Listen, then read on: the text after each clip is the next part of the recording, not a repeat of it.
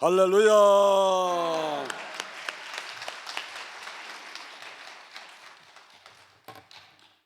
할렐루야.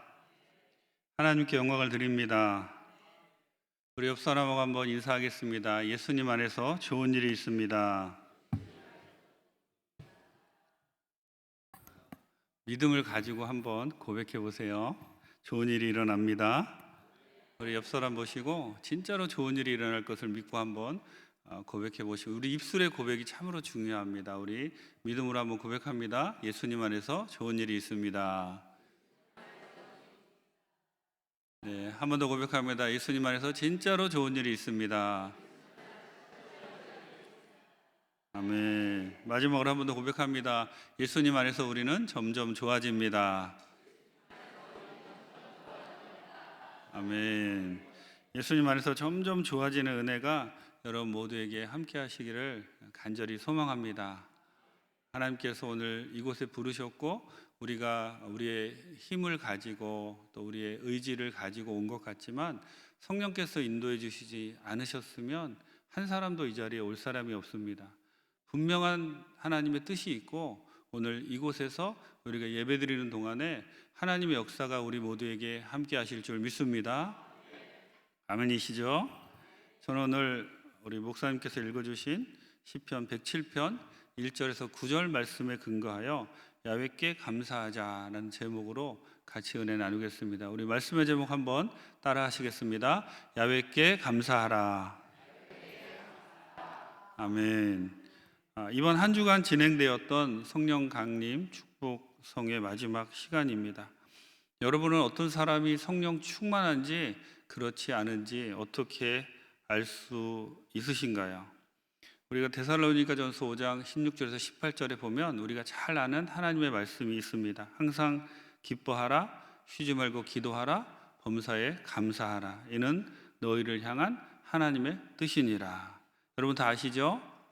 이것이 하나님의 뜻이라는 거예요. 우리가 항상 기뻐하고 쉬지 말고 기도하고 범사에 감사하는 것이 하나님의 뜻입니다. 그런데 19절 이어서 나오는 말씀을 보면 성경은 그 한 절 한 절이 그냥 들어가 있는 절이 없이 다 연결되는 그러한 절인데요, 19절에 보면 이런 말씀이 있습니다. 성령을 소멸치 말라.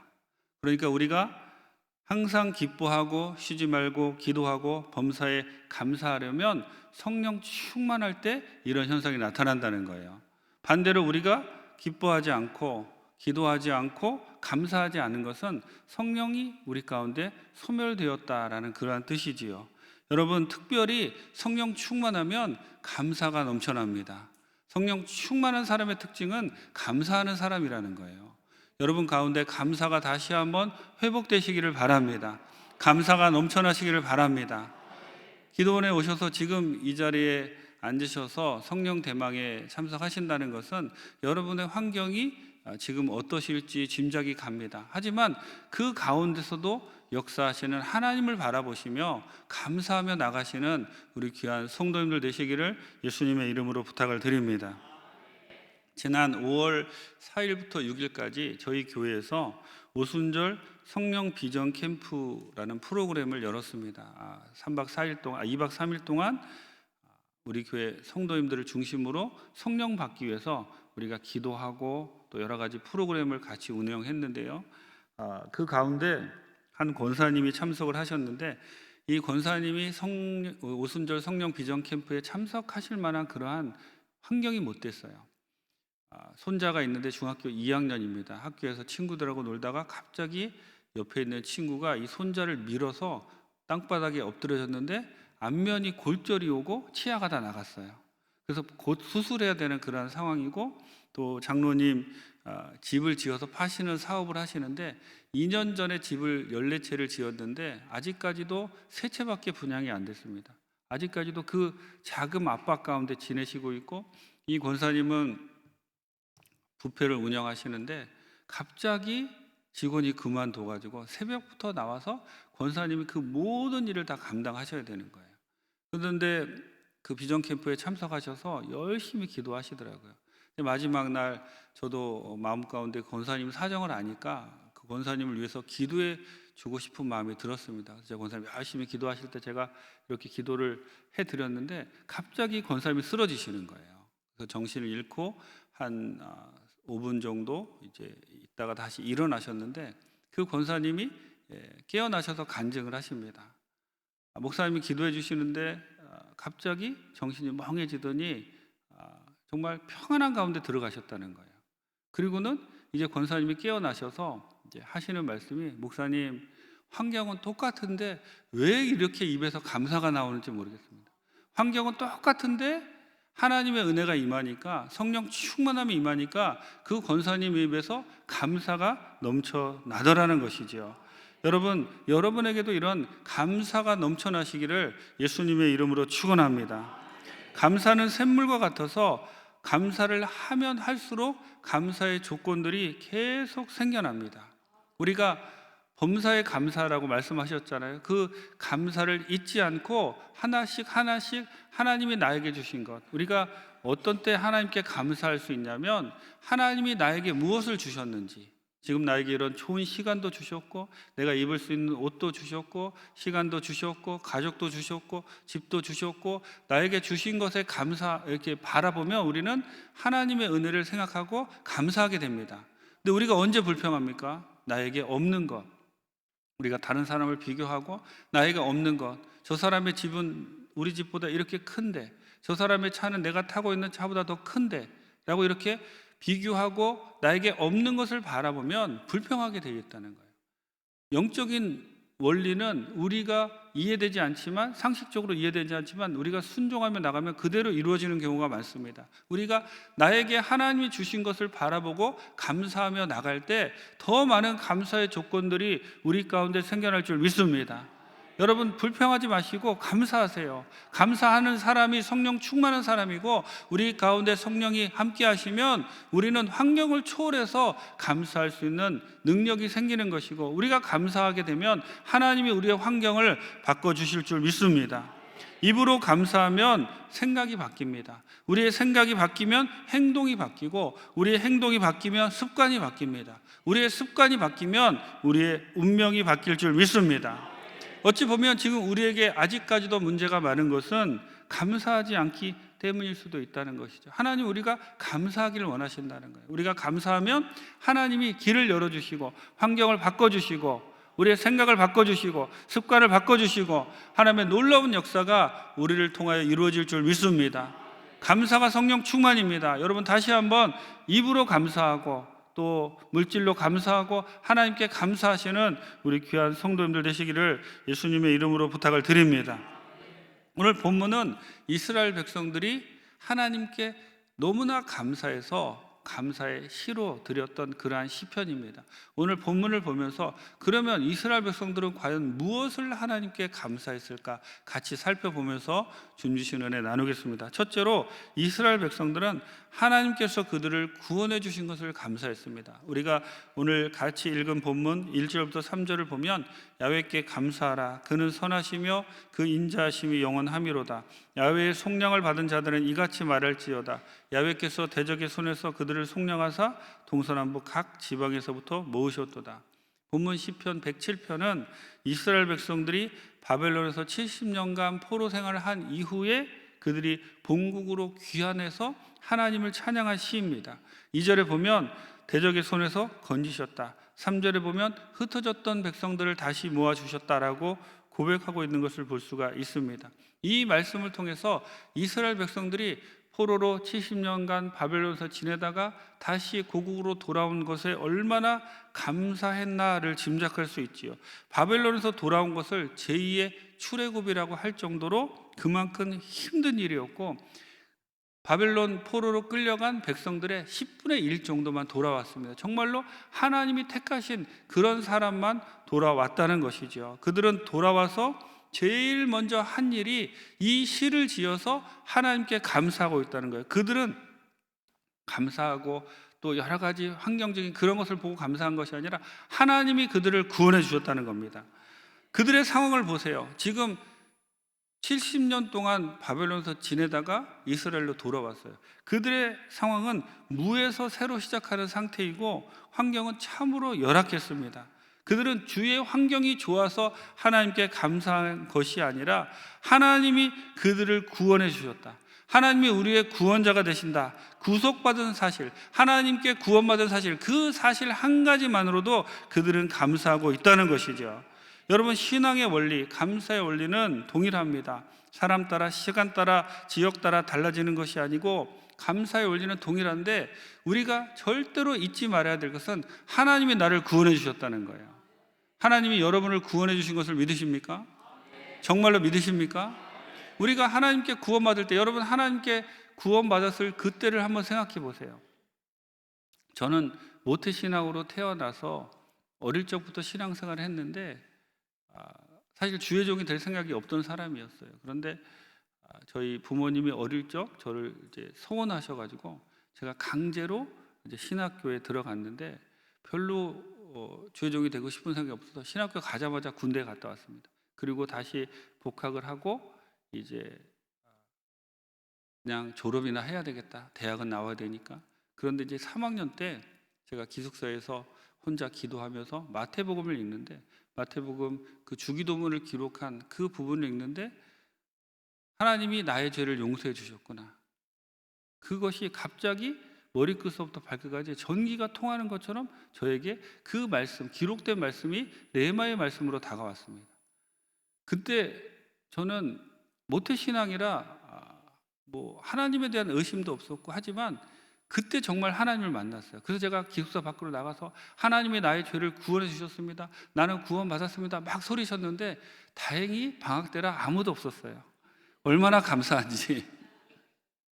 근데 여러분, 그때 제가 생각하는데 막 바람이 이렇게 탁 불고 있는데 그 바람이 저한테 속삭이는 것 같아요. 막 나뭇잎이 막 이렇게 바람에 이렇게 하는데 나뭇잎이 막 웃는 소리가 같아요. 그러니까 밥을 안 먹어도 배고프지 않았고 하나님이 나를 구원해 주셨다는 그 사실 하나만으로도 너무나 감사했습니다. 그런데 5년이 지나고 10년이 지나고 15년 지나고 20년이 지나고 그 뒤로는 하나님이 나를 구원해 주신 것을 당연하게 여겨요. 감사하지 않습니다. 여러분, 이스라엘 백성들이 그들이 환경이 좋아서 감사한 건 아닙니다. 그들은 정말 환경이 열악했어요. 그런데 하나님이 자신을 구원해 주신 것, 자신들을 구원해 주신 그것에 너무나 감사하고 있다는 거예요. 여러분들이 지금 감사할 조건이 아무것도 없다 할지라도 하나님이 여러분을 구원해 주셨습니다. 그것 한 가지만으로도 하나님께 감사하며 나가시는 우리 귀한 성도님들 되시기를 예수님의 이름으로 축원합니다. 여러분, 검은 돼지, 하얀 돼지 이야기를 아십니까? 검은 돼지가 태어나 보니까 자신은 검은 돼지로 태어나고 옆에 보니까 하얀 돼지가 있는 거예요. 그래서 이 검은 돼지가 하얀 돼지가 되고 싶어가지고 막 옆에 가서 벽에 비비기도 하고 뭐 그냥 비누를 막 칠하고 막 해도 검은 돼지가 하얀 돼지로 바뀌지 않는 거예요. 여러분, 근데 언제 검은 돼지가 하얀 돼지로 바뀌는지 아십니까? 검은 돼지가 죽고 다시 태어나면 하얀 돼지로 바뀐다는 거예요. 우리가 구원받은 것도 마찬가지입니다. 여러분, 우리가 구원받았다는 것은 우리의 옛사람이 죽고 새 사람으로 태어났다는 거예요. 우리의 영이 죽었다가 하나님을 알만한 그러한 존재로 신분이 바뀌었다는 겁니다. 수백 명이 물에 빠져 허우적거리며 죽어가고 있는데 하나님이 나를 딱 택하셔서 나만을 구원하셨다는 거예요. 여러분, 구원받은 것이 기적입니다. 구원받은 것이 기적이고 구원받은 것을 잊지 말고 우리는 하나님이 나를 구원해 주셨다는 것을 늘 감사하며 살아갈 때 하나님의 놀라운 은혜가 우리 가운데 임하기를 될 줄 믿습니다. 사업이 안 돼도 감사하시고, 직장이 힘들고 어려워도 감사하시고, 아직 시집을 못 갔어도 감사하시고, 아직 일이 내 계획대로 안 풀려도 감사하시고, 환경이 좋지 못해도 감사하세요. 단 한 가지, 하나님이 여러분을 구원해 주셨습니다. 그것은 변치 않는 사정입니다. 우리가 하나님이 나를 구원해 주셨다는 사실을 왜 감사해야 되는지 아세요? 하나님이 구원해 주셨으면 나머지 인생을 책임지시겠다는 거예요. 하나님은 그냥 구원해 놓으시고 거기서 끝나고 나머지는 네가 네 마음대로 살아라 이렇게 하시는 분이 아니라 구원해 주셨다는 그 자체, 그 사실 자체, 그것은 하나님이 나머지 모든 것도 예비해 놓으셨고 우리를 지키시고 보호해 주시고 하나님이 이끌어 가신다는 거예요. 그 하나님의 약속이 동반된 겁니다. 여러분, 그것을 믿으시고 여러분이 구원받고 정말 하나님의 자녀가 된 것, 그것이 가장 큰 기적이다 감사하시는 우리 귀한 성도님들 되시기를 예수님의 이름으로 부탁을 드립니다. 둘째로 이스라엘 백성들이 감사했던 것은 하나님이 그들의 인도자가 되신다라는 것을 감사했습니다. 4절부터 7절에 보면 그들이 광야 사막길에서 방황하며 거주할 성읍을 찾지 못하고 줄이고 목이 말라 그들의 영혼이 그들 안에서 피곤하였도다. 이에 그들이 근심 중에 야훼께 부르짖음에 그들의 고통에서 건지시고 또 바른 길로 인도하사 거주할 성읍에 이르게 하셨도다. 하나님은 고통 중에 부르짖는 이스라엘 백성들을 외면하지 않으셨어요. 바른 길로 인도하셨고 그들이 안전하게 거할 수 있는 성으로 인도하셨다라고 합니다. 이스라엘 백성들이 지금 하나님 이 표현, 제가 쭉 읽어드린 그 표현을 감사하는 것은 그들이 출애굽할 때 하나님이 그들을 낮에는 구름 기둥으로 밤에는 불 기둥으로 인도하신 것을 벌써 출애굽과 바벨론, 출바벨론 이 시기는 한참 지난 시기였는데 하나님이 마치 출애굽했을 때 이스라엘 백성들을 인도하신 것처럼 그들이 바벨론에서 돌아올 때도 이렇게 인도하셨다라고 그들은 하나님께 감사하고 있다는 것이죠. 여러분, 이스라엘 백성들이 지금 하나님께 감사하는 것, 자신을 인도해 주신 그 하나님께 감사하는 것 여러분 잊지 마시고 하나님께 감사하시는, 여러분을 인도해 주신 그 하나님께 감사하시는 귀한 성도님들 되시기를 예수님의 이름으로 부탁을 드립니다. 우리 인생을 한번 되돌아보세요. 여러분, 우리가 앞길이 막히고 정말 사방이 막힌 것 같을 때 룩백, 뒤를 돌아보라는 그러한 말이 있습니다. 우리가 뒤를 돌아보면 우리의 인생, 우리가 태어났을 때부터 지금까지 살아오는 동안에 면면이 하나님의 인도하심이 우리와 함께 하셨다는 거예요. 하나님의 인도하심이 함께 하지 않으셨으면 우리는 여기까지 올 수도 없습니다. 저는 가끔 그런 생각을 합니다. 그때 하나님이 나를 도와주시지 않았으면 큰일 날 뻔했구나. 그때 하나님이 나를 인도해 주시고 도와주셨구나. 그런데 우리가 간과하는 것이 무엇이냐면 하나님의 인도하심을 받을 때 그때 감사하지 못한다는 거예요. 하나님이 인도하셨다라는 것을 깨달을 때마다 여러분 다시 한번 하나님께 나아가서 하나님 감사합니다. 나를 인도해 주신 것 감사합니다. 그 하나님의 손길이 여지껏 나를 붙잡아 주셨습니다. 그 하나님을 믿고 나갑니다. 여지껏 인도해 주신 그 하나님이 앞으로 나의 삶도 인도해 주실 줄 믿습니다. 우리의 인생을 되돌아보며 나를 인도해 주신 그 하나님께 감사할 때 하나님이 우리의 앞길도 반드시 인도해 주시고 책임져 주실 줄 믿습니다. 여러분, 우리가 아이를 키울 때 보면 쉽지 않습니다. 참 어렵고 힘들어요. 저도 연년생을 키웠는데, 그런데 이 노고가 눈 녹듯이 사라질 때가 있지요. 우리 아이들이 감사하다는 말을 할 때입니다. 아빠 감사해요, 엄마 감사해요 할 때 정말 힘들고 어렵게 자녀들을 양육하지만 그 자녀들을 양육하던 그 모든 어려운 마음이 다 눈 녹듯이 사라집니다. 하나님도 마찬가지라는 거예요. 우리가 하나님께 감사할 때 하나님이 우리를 보시고 흐뭇해 하시고 그리고 더욱 우리를 지켜주시고 또 하나님의 놀라운 복이 우리 가운데 임할 줄 믿습니다. 여러분, 우리가 사무엘상 9장에 보면 하나님께서 사울을 왕으로 삼으시려는 그러한 이야기가 나옵니다.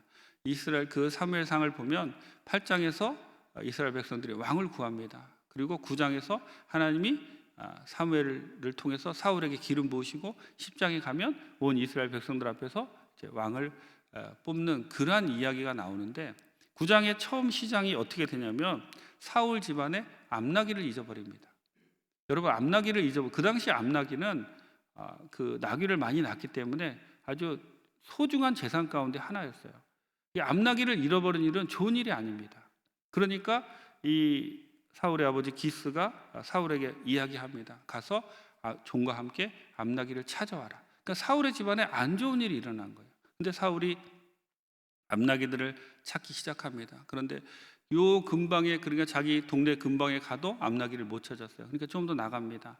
좀 더 나가서 찾아도 없고 계속 나가도 없고, 그리고 이제 그 종에게 이야기합니다. 우리가 이렇게 나귀를 찾으러 먼 곳까지 왔다가 나중에 우리 아버지가 나귀는 고사하고 우리를 염려할까 하니까 우리가 돌아가자. 그래서 그 종이 이야기합니다. 여기 하나님의 선견자가 있으니까 그 선견자한테 가서 한번 물어봅시다. 그리고 사무엘을 찾아갑니다.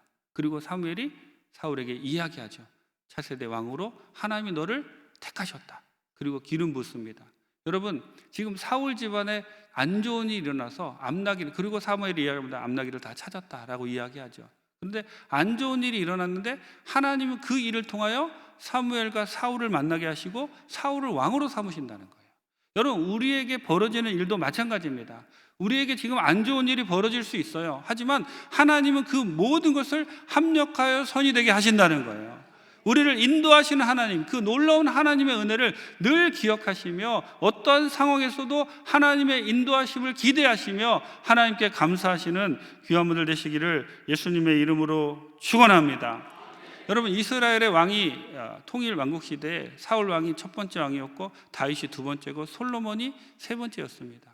그런데 여러분 보면 사울도 실패했어요. 솔로몬도 실패했습니다. 다윗은 하나님이 기뻐하시는 모델 왕이 되었습니다. 다윗이 모델 왕이 되었다는 것은 무슨 뜻이냐면, 이제 열왕기 상하를 보면 왕들에 대한 평가가 나옵니다. 그리고 그 왕들의 평가 가운데 다윗의 길로 갔다 하면 좋은 왕이에요. 북이스라엘은 좋은 왕이 하나도 없었어요. 근데 남유다에는 몇몇 좋은 왕이 있었는데 그 왕이 좋은 왕인가 그렇지 않은가 평가하는 기준이 다윗의 길로 갔느냐 그렇지 않느냐로 평가한다는 것이죠. 다윗의 길로 가면 좋은 왕이고 아합의 길로 가면 나쁜 왕입니다. 다윗은 어떻게 이렇게 하나님이 기뻐하시는 모델 같은 왕이 되었을까요? 여러분, 다윗을 왕으로 기름 부을 때 사무엘상 16장에 보면 이제 사무엘이 이새의 집에 가서 아들들을 다 모읍니다. 아들들이 8이 있었는데 다윗은 초청받지 못하죠. 이새 아들들을 쭉 보고 맏아들을 보고 사무엘이 너무 기뻐서 이 사람이 차세대 왕으로 기름 부음 받을 사람이구나. 기름 부으려니까 하나님이 막으세요. 그리고 하나님 뭐라고 말씀하냐면 사람은 외모를 보지만 나는 중심을 본다. 그 말씀을 하십니다. 그런데 여러분, 그 중심을 본다라는 뜻은 거기에 그 원어적인 의미를 보면 그 중심이라는 뜻 가운데는 하나님과의 추억이 있다는 거예요. 즉 하나님의 인도하심을 경험했느냐 그렇지 않느냐 그것이 있다는 거예요. 여러분, 다윗이 하나님과의 추억이 있는지 없는지 우리가 어찌 알 수 있냐면 사무엘상 17장에 가면 다윗이 골리앗과 싸우는 장면이 나옵니다. 골리앗이 나와서 이스라엘 백성들과 전쟁을 벌이기 전에 골리앗이 나와서 40일 동안 이스라엘 백성들을 모욕합니다. 누구든지 내보내라. 내가 그와 싸워서 내가 지면 우리가 너희들에게 다 복종하리라. 그렇지만 너희들이 이기면 우리가 너희들이 지면 너희들이 나한테 복종해라. 40일 동안 이야기하는데 아무도 골리앗과 싸우려 나타나지 않습니다. 왜냐하면 그는 키가 3m였고 최신 무기로 무장한 사람이었어요. 다윗이 우연히 전쟁터에 들어섭니다. 그리고는 다윗이 분노하죠. 거룩한 의분이 일어납니다. 그리고는 사울 왕에게 말하고 내가 나가서 저 할례를 받지 못한 저 사람과 싸우겠습니다. 그리고 사울 왕에게 다윗이 이렇게 이야기합니다.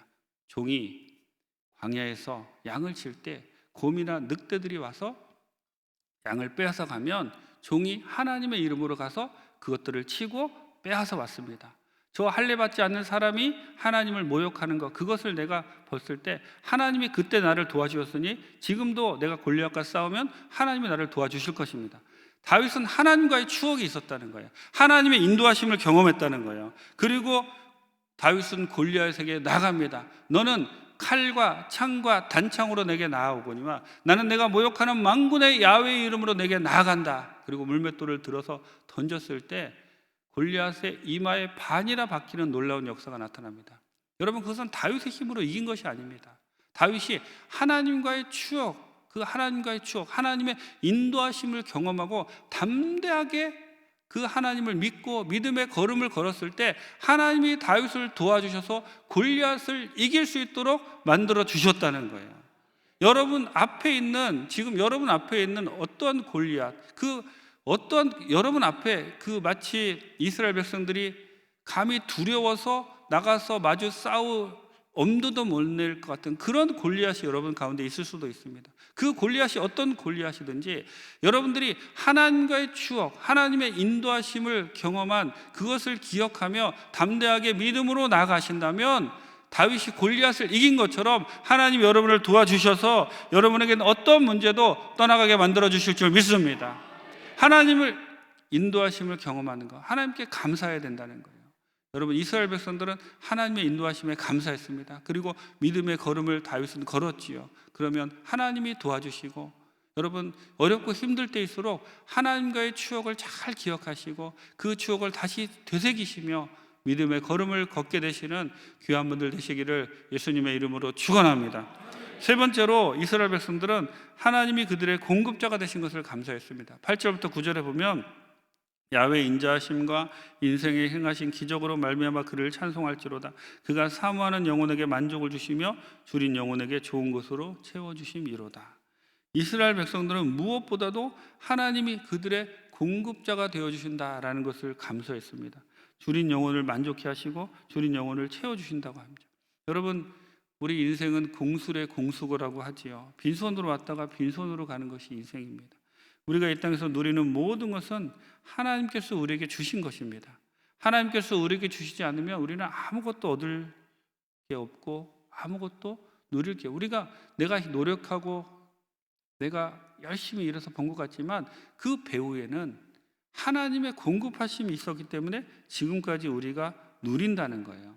그러니까 하나님이 나에게 공급해 주신다, 하나님이 도와주신다라는 것을 우리는 늘 기억하며 그 하나님께 감사해야 되는 것이죠.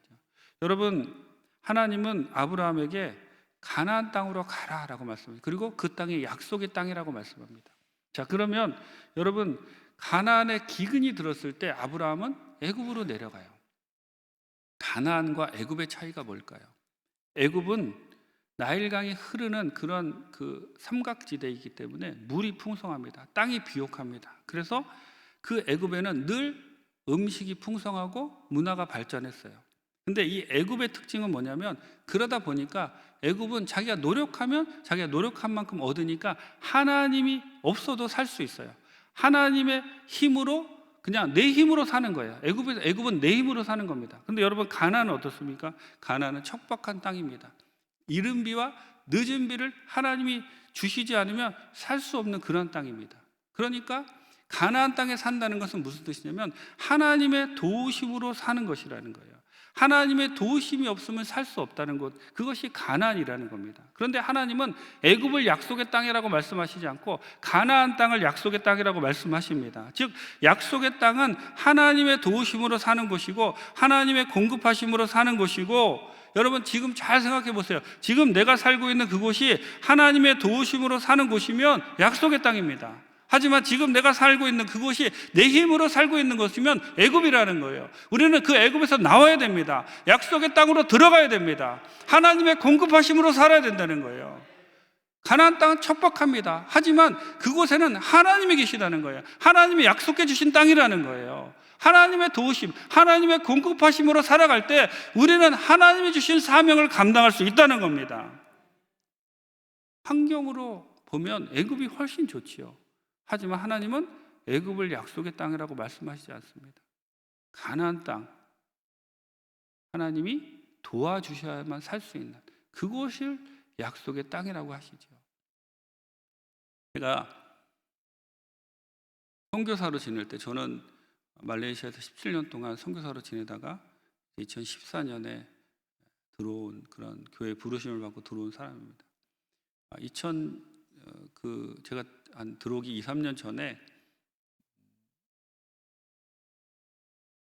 선교 대회, 그 여기서 모인 선교 대회가 있잖아요. 그러니까 선교 대회 때만 선교사님들이 오셔서 말씀을 전하고 하시니까, 나머지 때는 성도님들이 이제 선교에 관한 관심이 별로 없으시니까 우리가 선교 대회 전에 한번 선교사님들을 모아서 3분 정도, 저랑 이제 캄보디아 황신 선교사님, 인도 배정희 선교사님 이렇게 해서 같이 선교에 관해서 좀 성도님께 말씀을 드리자. 그래서 이제 이렇게 들어와서 말씀도 전하고 미션 컨퍼런스를 한 그런 기억이 있습니다. 근데 거기 들어오기 전에 제가 단기팀하고 같이 사역을 하는데, 이제 보르네오 정글에는 이제 배를 타고 다니면서 이렇게 사역을 하는데, 단기팀하고 같이 사역을 들어가는데 옆에 이제 강 옆에 악어들이 있었어요.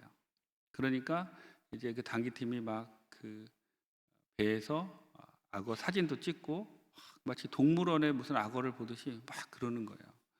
근데 제가 그 모습을 보면서 그런 생각을 했습니다. 야, 우리가 배 타고 가다가 악어를 만나서 그렇지 수영하다 악어를 만났으면 어떻게 됐을까? 수영하다 악어를 만나면 다 잡혀 먹었겠구나. 그 생각을 하는데, 이제 그때 당장 이영호 목사님이 우리 교육자들 그 아침 화요 모임이 있는데 그때 좀 말씀을 전하라는 그런 이제 부탁을 받아서 제가 그 얘기를 했습니다.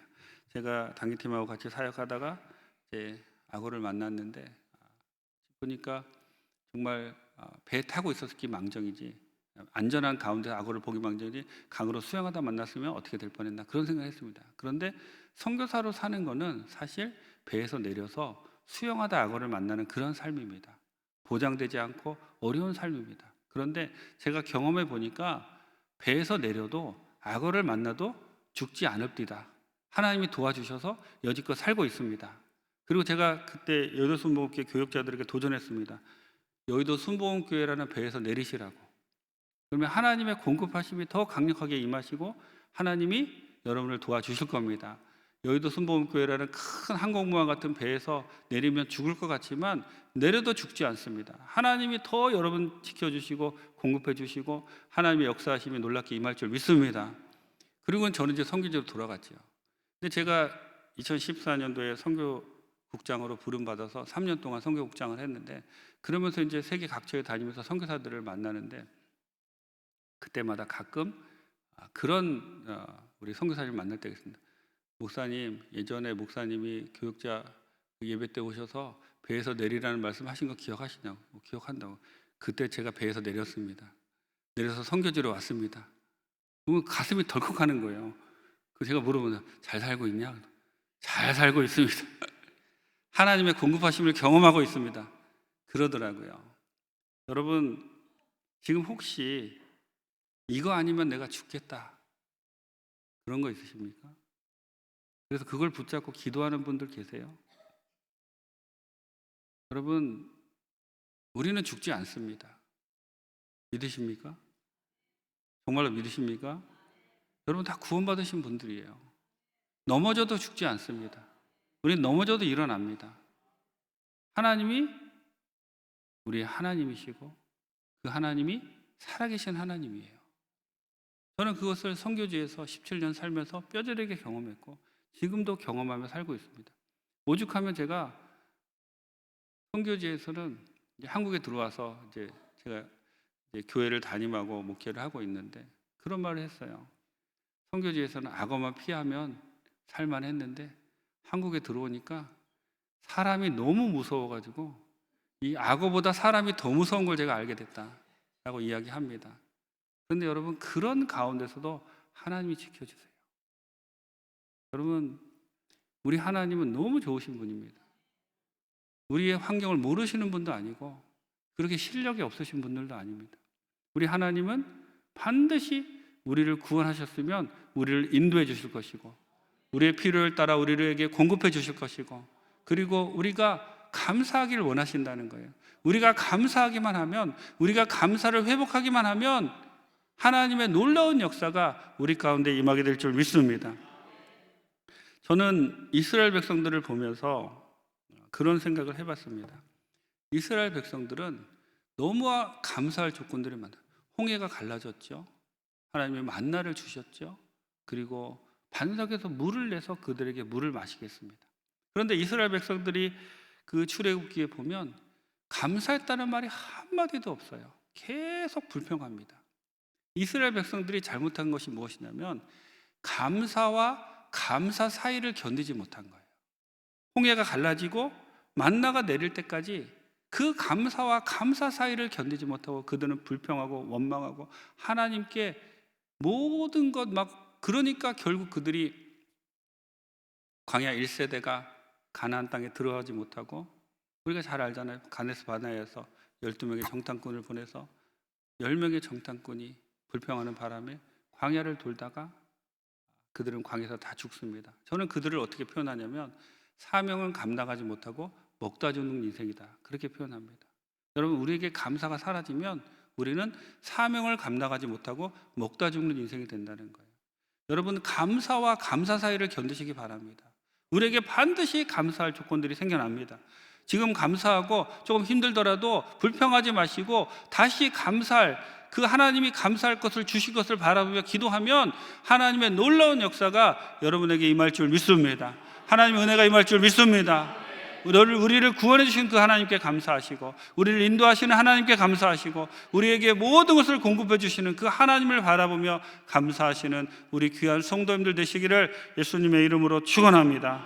기도하겠습니다. 좋으신 하나님 감사합니다.